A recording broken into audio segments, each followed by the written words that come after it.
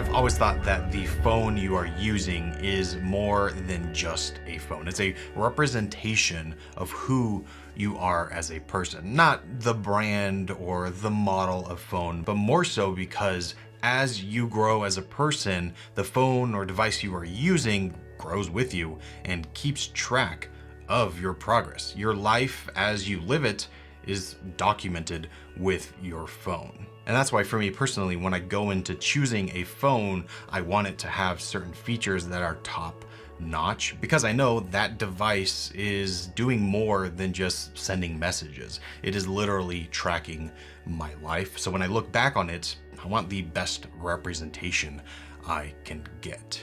Now, for the last few years, pretty much any phone you choose has the same basic features. They have great cameras, they have great screens, great hardware, great user interface and experience.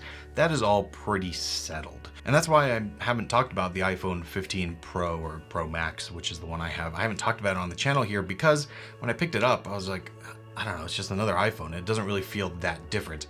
But now that we're, 6 months, halfway through the life cycle of this phone, I've realized that this is probably my favorite iPhone ever because it actually does things I physically couldn't do before in a form factor like this. Let me explain. For me, this phone is all about camera, and that has been true for past iPhones for sure. That's one of the main reasons I choose the iPhone, but some of the features that are built in here mean I get quality that was just never possible before. And I wasn't sure how that was going to play out in day-to-day life, but this has truly changed my workflow when it comes to both photo and video quality. Clearly, video production is important to me. I know it's not important to everyone, but considering I make YouTube videos for a living, it makes sense that I would care about that. And for me, that is the biggest reason the 15 Pro is my go-to recommendation or phone if you remotely care about being creative with video. The ProRes Apple log footage that you get out of this is incredible. There's really no other way to say it. And since having this phone, I have shot, countless minutes, hours of footage, and it actually lived up to what I was hoping it would be. When you get features like this announced from big companies, you kind of expect it to be watered down, kind of like it was in the past when we first got ProRes on the iPhone. I mean, it was good, but the file sizes are huge. You didn't get Apple Log at the time, so it was just not really something I wanted to use. But now this is footage that you can fully use in high-end or, quote unquote, professional productions. It really does look that good, and it color grades extremely well. And that's not really anything new. I'm not like breaking new ground here, but after using it for so many months and really putting it to the test, it has yet to just fall apart. Like I was expecting to hit a limit, and I really haven't found that. But practically what that means is that my day-to-day life is easier.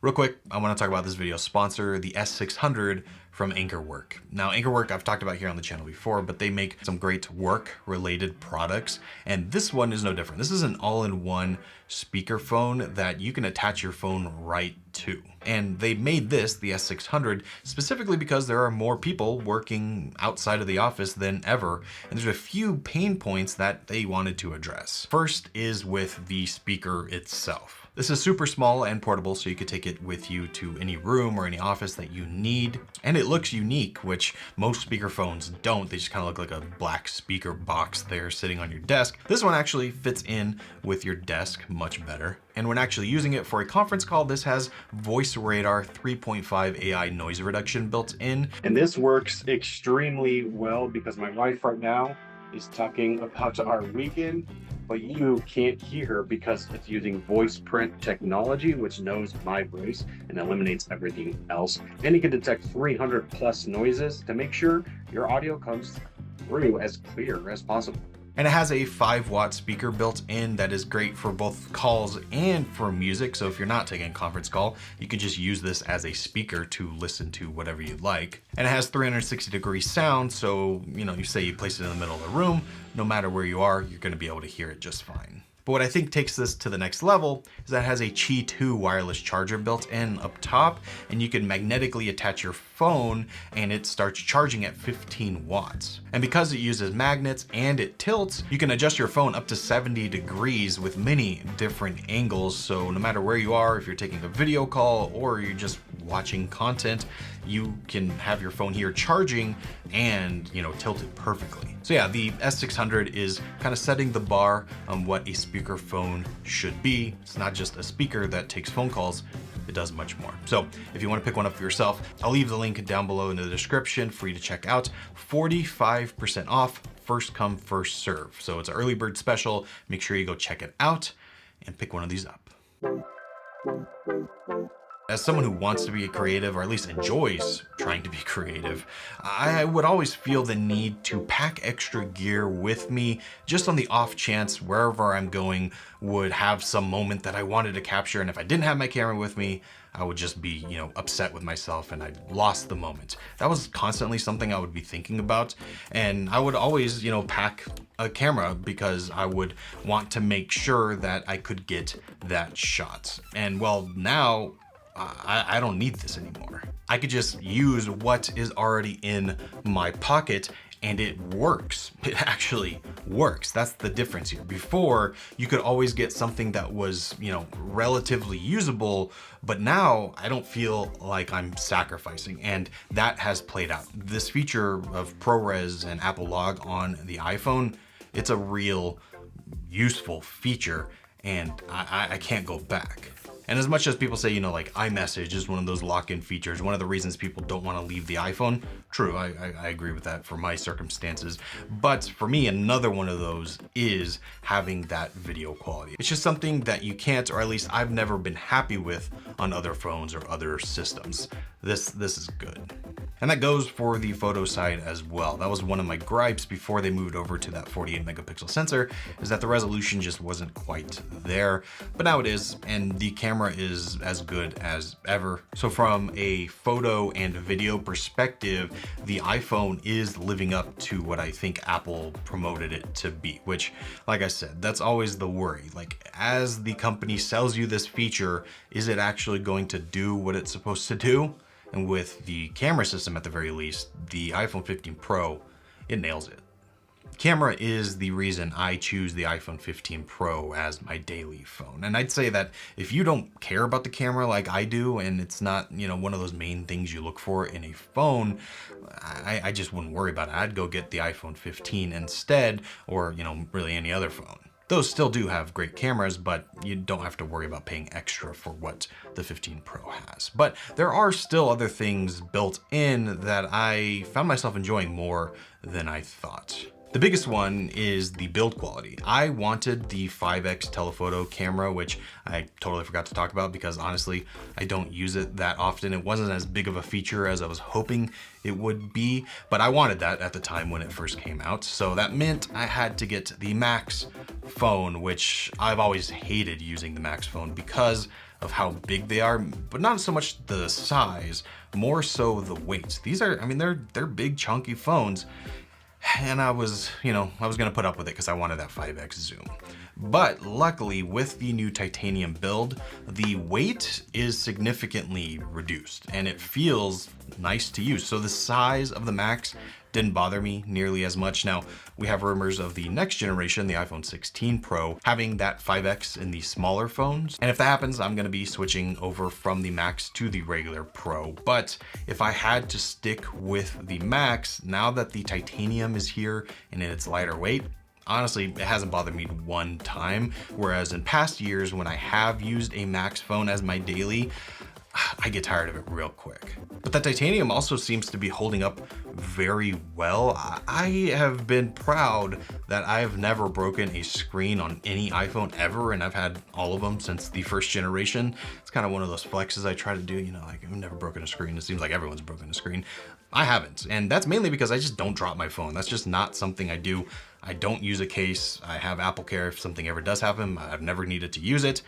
That's something I just have been lucky with. But with this phone, for whatever reason, I've dropped it quite a few times. But the phone, for the most part, looks great. It doesn't look like it has been dropped as many times as I had. And I think that's thanks to the titanium and the glass. It did its job. There's only really 2 spots where I noticed that, oh yeah, I dropped this phone or something happened. And that's right up here at the top left corner, where in some light you can see the titanium is a little damaged. And then the biggest one, which actually happened on like day 3 of owning this phone, I was pretty pissed about that. But on the back, there is a pretty big scratch through the Apple logo. So really, besides that, this phone is built very well and has, survived everything I've thrown at it. Again, no case, and I don't really baby it. I've dropped it a few times and it survived just fine.